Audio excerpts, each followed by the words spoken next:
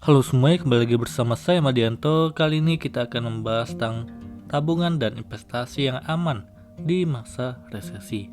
Belakangan, dunia tengah hangat dengan bahasan terkait resesi yang akan terjadi di tahun 2023 mendatang. Ditambah lagi, datangnya gejolak di pasar keuangan akibat melonjaknya inflasi serta berlangsungnya perang antara Rusia dan Ukraina.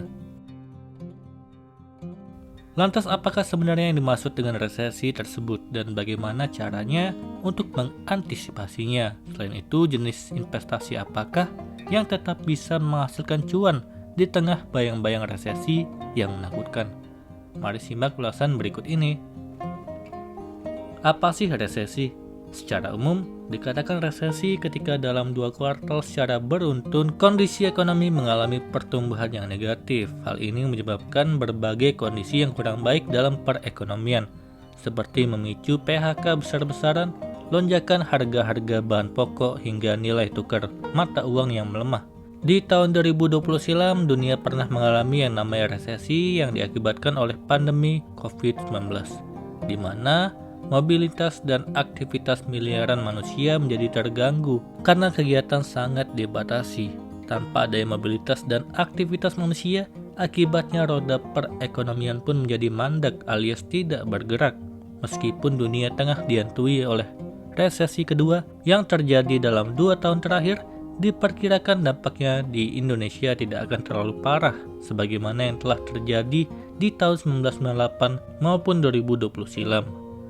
Sebagaimana pendapat yang diungkapkan oleh ekonom dari Bank Permata, Joshua Pardede, jika dampak resesi global terhadap perekonomian Indonesia diperkirakan tidak akan separah tahun 2020 maupun 1998. Hal ini seiring kondisi ekonomi secara real sejauh ini bisa dikatakan relatif stabil. Lantas jenis investasi seperti apa yang tepat dan bisa tetap menguntungkan di tengah momok resesi yang menakutkan di tahun 2023 nanti? Melihat kondisi perekonomian sekarang ini, kemungkinan terjadinya resesi karena dipicu adanya kenaikan secara agresif tingkat suku bunga di bank sentral. Hal ini kemudian mengakibatkan adanya peningkatan suku bunga pinjaman sehingga terjadi pembengkakan hutang yang harus dibayar debitur. Namun di sisi lain, peningkatan suku bunga bank memberikan dampak positif terkait produk investasi di bank, salah satunya deposito. Namun kondisi tersebut turut mengerek pendapatan bunga dari investasi produk deposito bank, sehingga menjadikan pilihan investasi ini menjadi jauh lebih menguntungkan dibandingkan investasi di ranah aset properti yang kemungkinan besar mengalami pukulan telak. Dirangkum dari berbagai sumber, berikut beberapa jenis investasi yang bisa dijadikan sebagai pilihan. Yang pertama, value stock. Analis keuangan memberikan saran untuk melakukan divestasi-investasi. Mengingat dunia tengah diambang resesi, menurut founder sekaligus presiden dari Thrift Retirement Specialist, Anthony Watson menyarankan untuk mempertimbangkan divestasi-investasi. Terlebih menurutnya, di saat kondisi perekonomian tengah mengalami resesi, saham dengan nilai rendah dibandingkan kinerja keuangan atau value stock akan jauh lebih menguntungkan dibanding growth stock. Growth stock adalah saham dari perusahaan-perusahaan dengan potensi pertumbuhan cukup tinggi yang mencerminkan optimisme. Sedangkan value stock adalah saham dari perusahaan dengan pertumbuhan pendapatan atau laba yang cukup rendah di masa lalu atau memiliki optimisme yang rendah. Kedua, obligasi. Pilihan investasi lainnya yang cukup menguntungkan di saat ancaman resesi yang datang menghantui adalah obligasi. Pasalnya, selain jenis investasi ini dirasa lebih aman dibandingkan dengan saham, hasil yang ditawarkan untuk imbal baliknya atau yield saat ini cukup tinggi.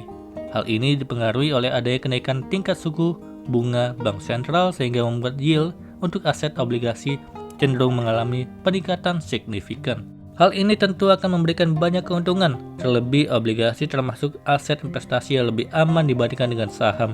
Perlu diketahui bahwa harga saham cukup rentan dipengaruhi kondisi perekonomian sehingga umumnya memiliki risiko yang lebih besar. Sementara obligasi merupakan jenis investasi efek dengan pendapatan tetap dan stabil. Oleh sebab itu, risiko yang dihadapi bisa dibilang rendah dengan tingkat kerugian yang tergolong kecil. Ketiga, emas. Selain investasi aset di obligasi, jenis lainnya yang tak kalah aman dan menguntungkan adalah emas. Ini karena emas secara tradisional merupakan aset yang mampu melindungi nilai ketika terjadi inflasi. Sekitar Maret awal tahun ini, nilai jual emas sempat naik di angka 2.069 US dollar per troy ounce. Nilai tersebut nyaris melampaui rekor tertinggi harga jual emas sepanjang masa. Akan tetapi, setelah itu justru merosot dan kini nilainya sekitar 1.800 per troy ounce. Andai saja perekonomian dunia betul-betul mengalami resesi, terlebih kebijakan dari bank sentral yang gagal mengantisipasi inflasi dengan responsif, bisa dipastikan nilai emas berpotensi kembali melesat.